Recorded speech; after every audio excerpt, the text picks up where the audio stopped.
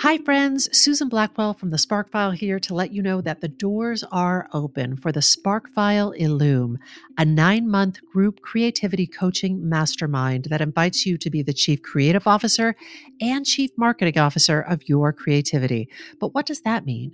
That means in 9 months in Illume, you will clarify and advance your big creative goals and learn how to effectively share your work with the world. Now, if you're listening to this and you're an experienced creative or an accomplished professional who seeks a space where it is safe to attempt something you've never tried before, or complete a big creative project, or take your work to the next level and acquire the skills needed to share your creative work with the world, Illume might be right for you.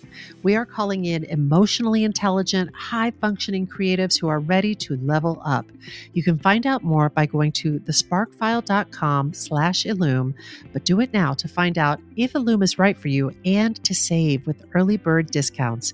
That's thesparkfile.com/Illume. Take a leap, take a risk. Go to thesparkfile.com/Illume and join us for Illume. This is part 2 of our conversation with Sara Bareilles. If you haven't listened to part 1, you might want to go back, give it a listen, or not, you little renegade. Enjoy the show. The Sparkfile podcast may contain profanity and other adult content. Please use your discretion. When I bump into something that inspires me, I dump it in my spark file.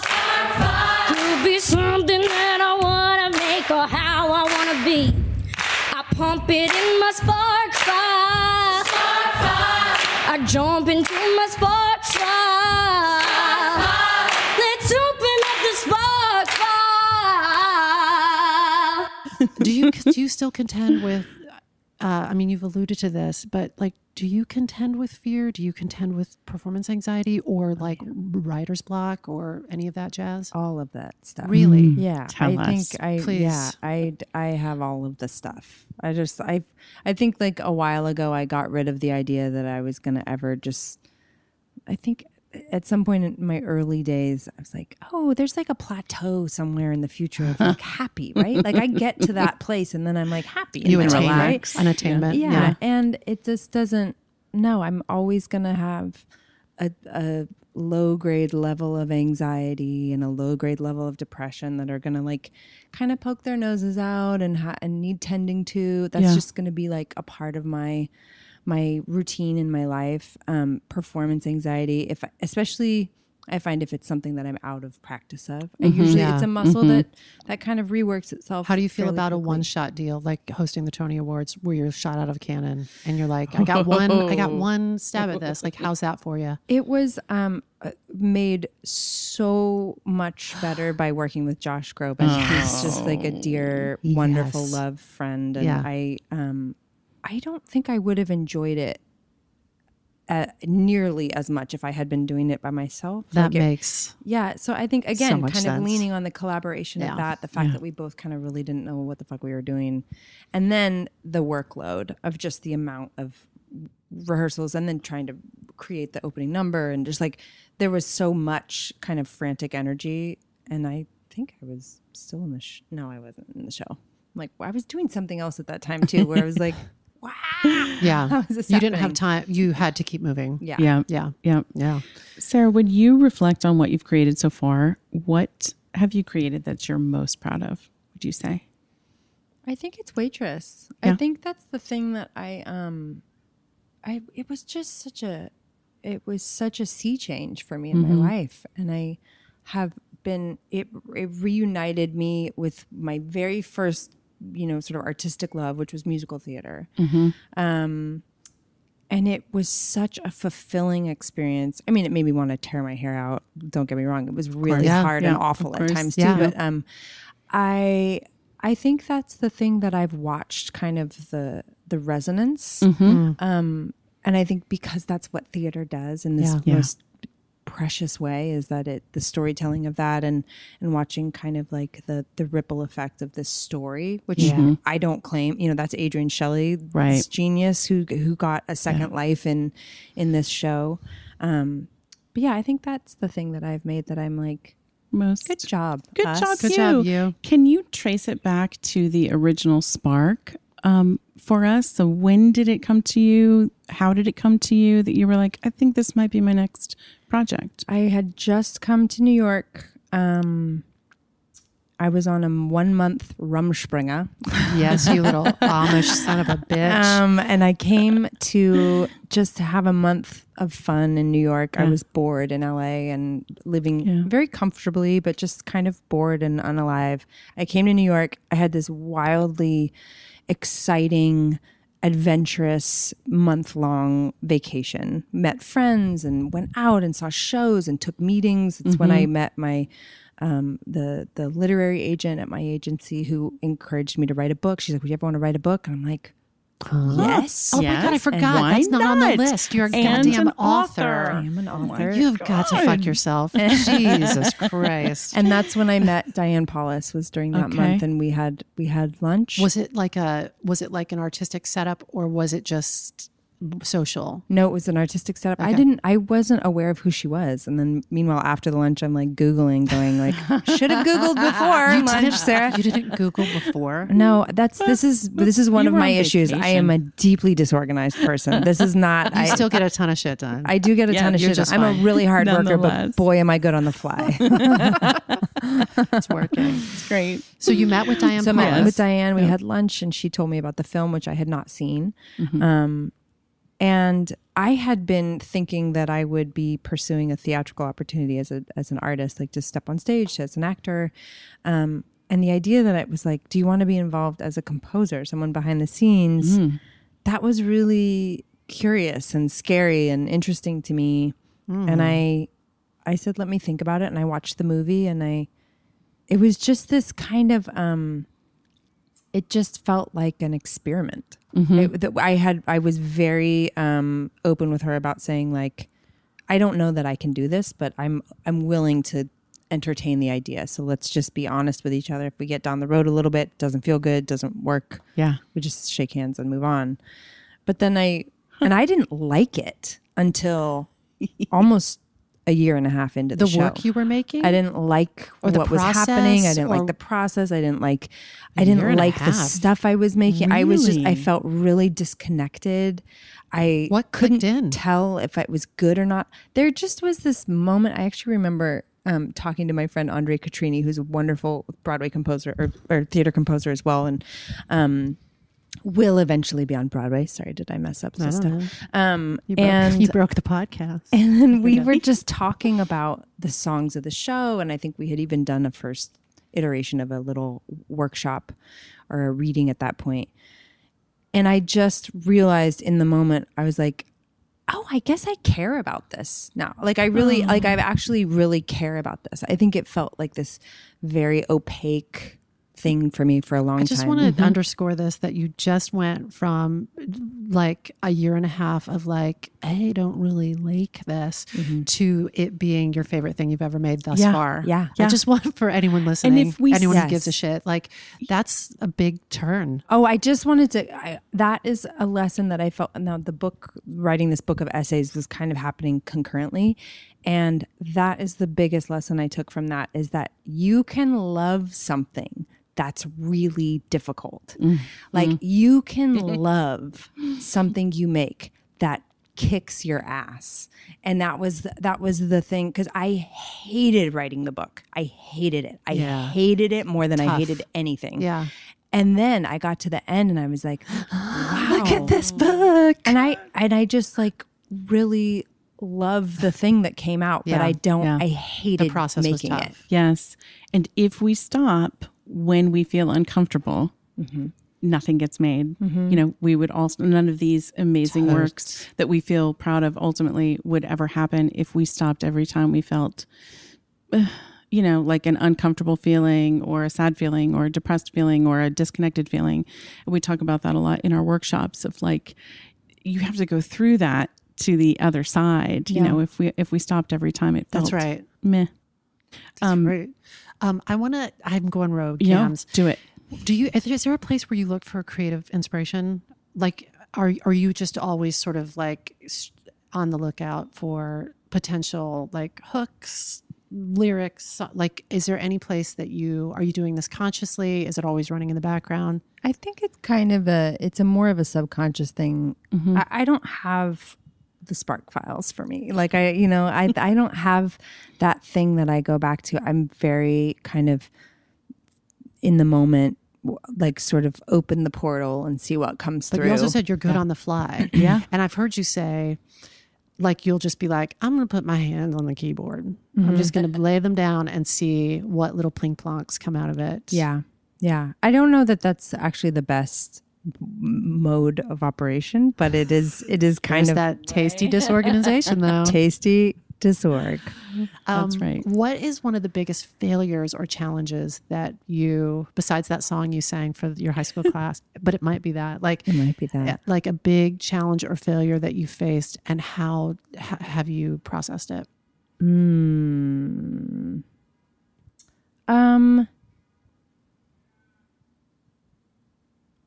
Well, I mean, now that we're talking about that one, that felt like a really important, even though I was such a little bebe, but it's formative though. It was really formative. Yeah. And I think it scared me, and it took a long time to kind of be willing to be bad in front of people. Yeah. That was another thing that was really cathartic about the waitress process, was that you had to be willing, you had to share early and share often, so it's like not being precious about the ideas and allowing something to not be the right idea.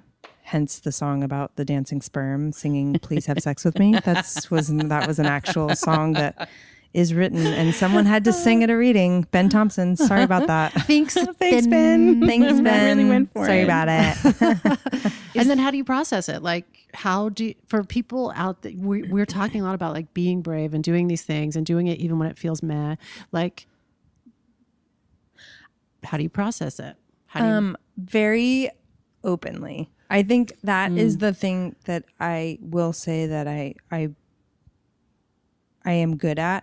I'm not trying to pretend like I'm great at stuff or that things have always gone well. I really lean on sharing vulnerability and sharing failures and insecurities. Like that's a part of my currency with my fan base. Mm-hmm. I have no interest in trying to pull the wool over anybody's eyes, that everything on the inside here is, easy breezy. Yeah. So self-expressed and authentic. Yeah, I think so. That's a good prescription. Is there a creative thing that you need to do before you're done?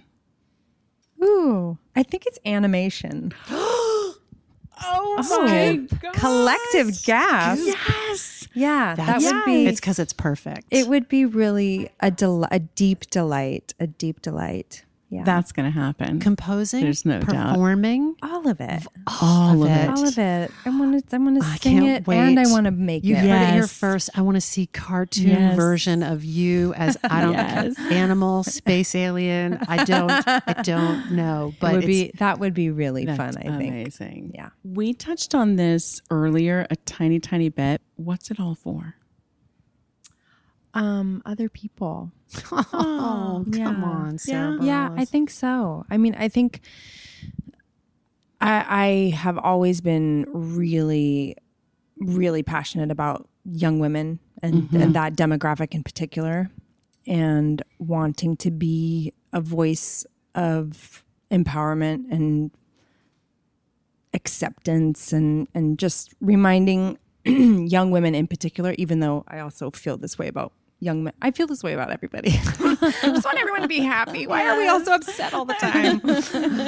But especially young women, and it's a really exciting time to be alive and to be a feminist, because I think there's so much incredible sort of strengthening that's occurring at on the macro level. But I want people to feel seen and to feel not alone. That's what I want. Word. Finally, who? I mean, money. It's all for money. I'm sorry. What did I say? Yeah. That was the bags and bags of money. Finally, what or who is sparking you these days? Judy Sill. Tell us more. Yeah. Do you know who Judy Sill is? No. Okay, Judy Sill. is a songwriter in the 70s. She sort of she came up in Laurel Canyon days, and she was so sexy. The sort of lesser known, kind of not that successful commercially. She was on, David Geffen signed her, and it was like Carole King and Joni Mitchell were her contemporaries, but she kind of didn't quite catch fire at that time.